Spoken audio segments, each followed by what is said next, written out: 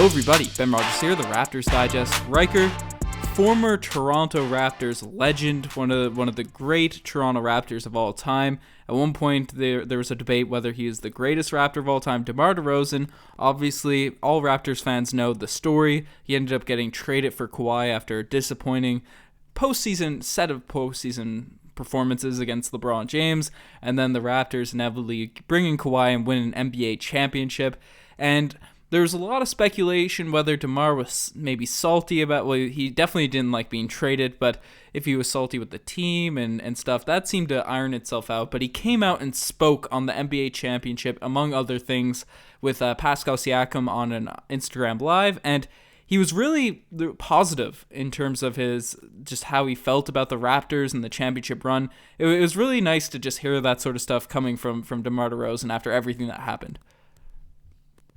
Well, it's not just nice, Ben, it's interesting because we've seen so many players' relationships, and really this is a relationship-based league, Yep. right? Relationships either between the fans and the players, and that sort of burning fashion that you have between the fans and the fans, and or between the players and the players. And some of the more interesting narratives that we've had, right? Kevin Durant and Russell Westbrook being one of the big ones, and then obviously DeMar DeRozan and the whole Toronto Raptors franchise being another one. And we haven't heard a lot of commentary from DeMar since his unwanted departure. He made his big post on Instagram saying how he'd been stabbed in the back, which he probably did. Mm-hmm. We broke that video down ages ago, and so it's interesting to see how this has now come full circle, and there doesn't seem to be bad blood, at least with the other Toronto Raptors players.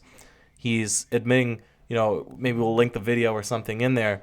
He really seems thrilled with the outcome and how the young players on this team are developing. Most definitely. And there was a lot of stuff that came out initially after the trade happened, saying Masai Ujiri didn't tell DeMar that he was going to get traded, even though there was rumors that he was, but he assured DeMar that he would stay. Then the trade happened, caught him almost as you said, backstabbed him. But apparently DeMar went into Masai Ujiri's office, and it was asking about family, and everything seemed fine between those two. That came from Masai Ujiri. But it was really interesting in this sort of discussion. And one thing that really struck out to me is how he looks back at the Toronto Raptors players and some of the diction he used. He said his favorite players playing with, just seeing how Pascal Siakam and the young guys, he named Pascal, Fred, Norm, how all those guys are developed. Those were his favorite young players he's played with. And that sort of nostalgic tone to his voice, it really made it feel like, and this makes sense, especially where the Raptors are and how the success he had with the Toronto Raptors as compared to the Spurs, but he looked at his time with the Raptors more positively than he sort of alluded to with the Spurs. Like Jakob Poeltl was one of the young guys there, and it was just really cool to see the sort of relationships and everything that he was saying with this Toronto Raptors team, and still the connection he has to the city and all that sort of stuff. Well, he was basically best friends with Kyle before he left, so I don't know how well they maintained that relationship after. Ben, you could probably speak to that a little bit better, but I guess at some point this conversation will turn into, would he have any interest in returning? And really, it makes sense. Even if, right, there was an issue with management or there was an issue with a coach, you just have to think about, you're playing for Greg Popovich, right? You're playing on a legacy franchise in the San Antonio Spurs, but you're going from a perpetual playoff making team, right? You're always in the mix, and in the 3 seasons up to you getting traded, you were really in the top 3, and you're basically a shoo-in to maybe make it to the conference finals, to go and be not even a playoff team in a much more competitive Western Conference. Maybe not much more competitive, but a difficult Western Conference. So just on that premise alone, you'd think, he's probably even just missing out, let alone that they won the championship the year that he left, after him being the main guy that the team kind of rested a lot of the weight on his shoulders. But now that that one season has passed and this full season sort of played out, I'm sure it's got to be disappointing for DeMar to be in that situation, just for, like I said, all the work that he's put in, Ben, to be constantly making it in the playoffs, and then now to be in a situation really maybe at the peak of his career, to not even be in that playoff picture. It's tough for DeMar and to go to a situation like that, not be making the playoffs. And it's weird because the Spurs have had that long playoff streak, which might not get broken now with the playoffs might not potentially going ahead. So that streak might continue. Maybe if they revamp the roster, it'll be able to continue into future years. But it's a tough transition for DeMar. And the reason I brought that point up and why it's, you feel bad for DeMar, but almost joyous as a Raptors fan, is because the Spurs are looked at as the gold standard in terms of organizations in the NBA. They're the sort of franchise that you want to model yourself after, and the fact that our star player, or a guy that played for us and then immediately played for the Spurs in his prime, and the Spurs have another all-star, some other good young players, with another great coach in Greg Popovich. It's not like Greg Popovich left. The fact that he more so looks fondly onto his time at the Toronto Raptors, even with the circumstances and all that to be had. It's kind of cool that we've kind of taken the reins in the NBA as that consistent pinnacle of winning.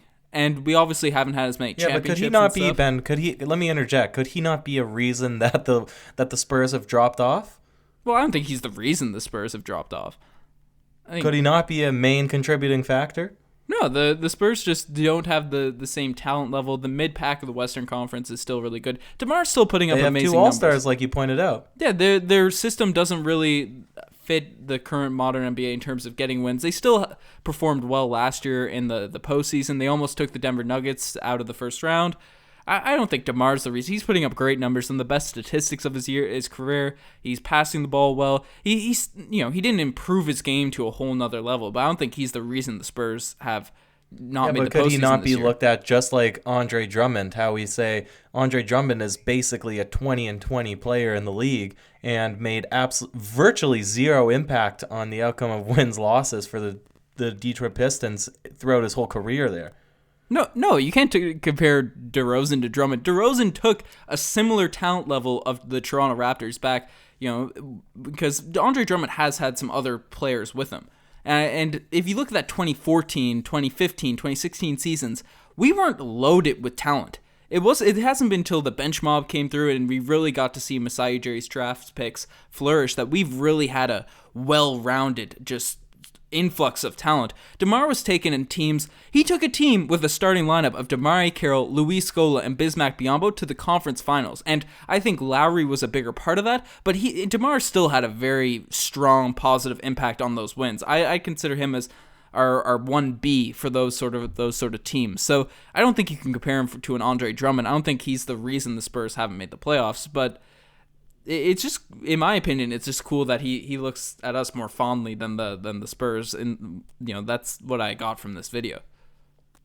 No, I agree, and it's interesting because it did suck how we really praised DeMar. Well, we gave him a considerable amount of praise given the dissatisfaction that we often had, or that fans often had, with him being an ISO guy when really we needed more team basketball, right? But in his flashes where he was playing really well and facilitating the ball well, we did, like you mentioned at the beginning, we made the argument that he was the greatest Raptor player of all time. Not necessarily the best, but just the best impact on the franchise. But it does, it did darken, I guess, his narrative, or hamper this narrative when he gets traded. That team gets pretty poor, and then we do win the championship, and everybody sort of forgets about him for the most part. But it's, and that's not the way that I wanted to remember DeMar for the most part. And then especially with the bitterness behind it, it's sort of hard. Like we wanted him to do well, right? But there wasn't like a mutual sort of love there. It didn't feel like after his immediate trading. But it does seem now that bridge has been mended, or at least it's water under the bridge, and that he's able to move forward. And who knows, Ben, maybe we will see a return of DeMar DeRozan. I don't think it would be in our championship master plan, but maybe he'd want to come and retire as a Raptor. Yeah, I don't necessarily think this offseason would be the ideal time for it to happen, especially where DeMar's going to get paid if he ends up being a free agent this year. He's still putting up remarkable numbers. And a lot of teams in the NBA are looking for a guy on the wing that can score like DeMar can. And we have guys like Fred VanVleet, Norman Powell, that position that sort of fit the Toronto Raptors system better, especially at DeMar's price point. Would I love to have DeMar come in and be a sixth man to really just be an explosion off the bench and do those sorts of things, that'd be great. But we're not going to be able to get that pay for that currently. So I agree. Maybe in the future it'd be awesome to see DeMar back, but I don't know if it's going to happen in the near future. But you brought up the point of the greatest Raptors of all time, and there's a couple questions I want to pose to you, because I think we're both in agreement, and I think we'll both elaborate on this. DeMar said it also in one of these IG lives that Kyle Lowry is the greatest Raptor of all time. We're both in sharp, definite agreement on that from videos we've talked about in the past. That got a lot of hate, a lot of flack from people around NBA Twitter, NBA Reddit. Do you want to address that point too and sort of combat the people that are going against what DeMar said? Because I think it's absolutely shocking that people don't believe this is the case, even some Raptors fans.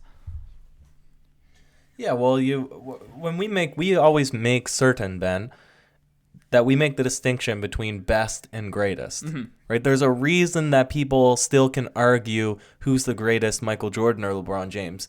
If you look at those two players, right, I don't think it's even possible to say that Michael Jordan is better than LeBron in terms of what LeBron is physically capable of doing, right? But you can make the argument in terms of impact around the league, clutchness, legacy, right? All of those factors, and all that sort of stuff. Exactly. All of these factors contribute to greatness. And that's why there should never be an argument that Kawhi Leonard should be considered one of the greatest Raptors of all time. Maybe one of the greatest, definitely. One of. Yeah, just because of how quickly he was able to to bring to fruition a championship, one season on limited minutes. But then again, on limited minutes, you have to give credit to the rest of the team as well. But he might be the best, and he certainly is the best for now. But when we look at the greatest, is certainly the best player that ever played in Toronto. Assuming you don't count Hakeem, because Hakeem had the best career, but he wasn't peak Toronto Raptor player as a Toronto Raptor by far. Kawhi. Yeah, yeah, and then that's when that would be an interesting one too. Who are the best? But anyways, yeah, when we say greatest, we're talking about everything in terms of. And this is the reason you can put Lowry into that discussion, and that the reason that he's a clear number one is because of playoff appearances, impact, consistency, the number of years that he was the number one option, the success of the team while he was on the roster, right? Basically, since we adopted Kyle Lowry to this team, whether or not he was the number one or number two guy, the Raptors have consistently made the playoffs, consistently been probably a top 4, top 5 team in the East, right? And then they've done exceedingly well ever since, and then got a championship. He's been that pivotal guy. To me, hands down, greatest. Most definitely. So we're both in agreement. It's a pretty easy argument against Kawhi in terms of greatest, even though he definitely had the best 1 year stretch as a Toronto Raptor. But a lot of people brought up names. Few people brought up DeMar, and fair enough. But the couple of names that were brought up to me, which I was not infuriated, but close that it was being argued. Firstly, Chris Bosh. Chris Bosh was an amazing player for us, brought us no playoff success, and people are making the argument that he's so much better than Kyle Lowry. I'd argue that Kyle Lowry, as a Toronto Raptor, may have been a better player. I think, maybe not. In my opinion, he was a better player. Maybe not put up the same sort of stats, but the leadership, the people really underrate Kyle Lowry's ability. He doesn't put up the most eye-popping stats, but the way he just runs this team, he's been arguably a top 5, top 7 point guard in the NBA for the past 6-7 years. Definitely top 7. And he's pardon? Go ahead. Yeah. Well, I'm just gonna say he's one of the best playmakers, one of the best leaders, and he's a fantastic pick and roll guy, and his defense is superb, especially given his size. So it's like, if you're going to compare Chris Bosh and Kyle Lowry, you need to do it the same way that you'd compare a pound for pound fighter in boxing or MMA, right? Because they stack up so differently in terms of position, but really Kyle Lowry can give you a lot of things. So I agree with where you're going with this. Yeah, I think Chris Bosh, it's not even the playoff success. That's its own definitive factor that Kyle Lowry's greater than Chris Bosh. It's a Toronto Raptor. Obviously, Chris Bosh had some great years with the Miami Heat, but Kyle Lowry's playoff success, and I think he was a better player for the Raptors. His performances led to more wins, but that's that. I think a lot of Raptors fans won't even argue the Chris Bosh thing. That's the more general NBA fan. T-Mac is obviously out of there. People don't know what they're talking about. T-Mac had 2 really lackluster years. You can make an argument Fred VanVleet is greater than T-Mac as a Toronto Raptor in terms of shooting guards and all that, so we'll leave him out of the mix. But Vince Carter, this is the one that might be more controversial for Raptors fans, but he put the Raptors on the map. Arguably was one of the reasons the Raptors stayed, even though Toronto's I think that's an overblown fact, because the Toronto Raptors are such a big market, and even though that it's hockey country, especially back then when the Raptors were getting started, I think the sheer number of basketball fans in the area and the fandom that lasted in Toronto, that would have kept the Toronto Raptors franchise, would have prevented them from leaving. It's not a similar situation to Vancouver. I don't think the one differentiating factor was Vince Carter, but even with all the greatness Vince Carter had as a Raptor, one, he did not have near the playoff success that Kyle Lowry had. Lowry, even if you take out the championship, Lowry was the best player, the number one option on years going to the conference finals, consistently going to the semifinals. The only real roadblock was LeBron James. Vince Carter didn't have to face anything like that, and Kyle Lowry led us to our greatest seasons and all that sort of stuff, completely transformed the franchise to the point where we talked about at the beginning of this podcast. We are now compared to DeMar is looking at us as more of the culture, the standout franchise compared to the Spurs. So Kyle Lowry transformed that, and then in terms of greatness, yes, there might be comparable because Vince with the dunk contest and the fandom and all that, the flashy dunks, but the way Vince left, I don't understand how all Raptor fans, I got kind of flamed for this by some people, forget how he left. All the negative things he said about the Raptors, how the Raptors took like 6, 7, 8 years to recover after Vince left, after he tarnished our name, how we were just a dumpster fire after everything that fell out in Vince, and he was getting booed year after year in Toronto, and I think that has to be taken into account when you're talking about the greatest Raptors of all time. It's why I passionately believe he should not have his jersey retired, definitely not before Kyle Lowry or DeMar DeRozan, so I got pretty mad when people were talking about this Kyle Lowry being less great than Chris Bosh and Vince Carter thing. Well, I can hear that you're getting pretty mad about it, Ben. I was going to chime in a few times, but I thought I'd let you continue and see how far it went. We're going through wave number 2, Ben, and I think you understated. I think you understate how big the market, or you overstate how big the market is, and understate the ability for Canada to connect with basketball. I think in the time that Toronto became a franchise, we didn't have that same basketball mindset that we do now, right? Every single year, our immigrant population is growing. We become more of sort of a mixed cultural place, and I think that really helps because basketball is one of those shared identities, right? But back at the time, hockey really was the be-all, end-all, and it's an expensive sport to get into. It's, a pretty Caucasian sport for more or less. Mm-hmm. So I think that, we were able to start this brand or this new wave and immediately have a player that, is extremely exciting and makes people curious and draws people in. We have a couple million people that live in Toronto, but compared to getting national media coverage and, still being in closer proximity, I guess, to some of those big title cities with big NBA players that have had histories there, I think that first wave was really important, and that is where the argument comes from. But right now we're in that second wave because there was a lot of stagnation, very low growth in terms of interest for basketball until very recently when the Raptors actually started having success. And now it's huge because they had success at the ultimate pinnacle of winning that championship, and at the very helm of that, from its complete inception of the Raptors getting good, was Kyle Lowry, and he's embodied being a Toronto Raptor. He completely shifted the identity of this team. I don't know what you would consider the identity of the Toronto Raptors before, but when he came in, he was that spark plug, that bulldog. That's what people compared him to a lot in his early years, still do. And I think for that reason, right, if you're going to credit them both with boosting up the reputation and the willingness and the excitement of the Toronto Raptors, I think that Kyle Lowry, they both did it, but Kyle Lowry did it at a higher level consistently, and he is the number one guy, and he seems like he's pretty committed to this franchise. So I think that puts the argument to rest right there, Ben, and that's exactly what you were saying as well. Yeah, we're both in agreement. I just have a more passionate distaste for how Vince Carter left than you do, and that's why I get some flack on the podcast when this topic comes up, and it's fair enough. But I think, in one question, I know we're going a bit long, but Ryker, do you think the Toronto Raptors would have folded in a similar vein to the Vancouver Grizzlies if Vince Carter wasn't drafted by the team? We got Antoine Jameson instead. I just don't know, Ben. That was before my time. Mm-hmm. I have no idea. See, looking back and obviously I was super young as well, but looking back at highlight tapes and everything we have sort of access to and recollection of, and open gym or old episodes, all that sort of stuff, right? It still looked like the Toronto Raptors had a fan base similar to, obviously less knowledgeable and stuff than they are now, because it was a new thing, it was a new product back then.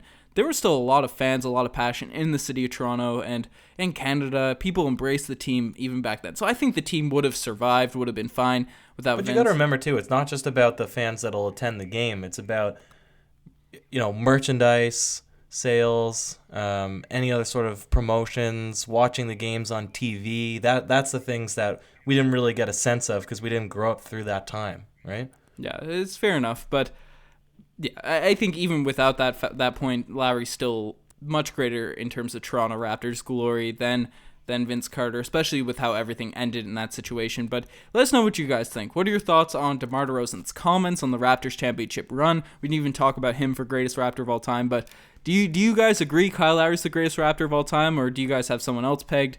Maybe Andrea Bargnani is in your number one slot. Who knows? But let us know in the comment section below. You're the best to make this far. Check out the Twitter, the Instagram, all that cool stuff.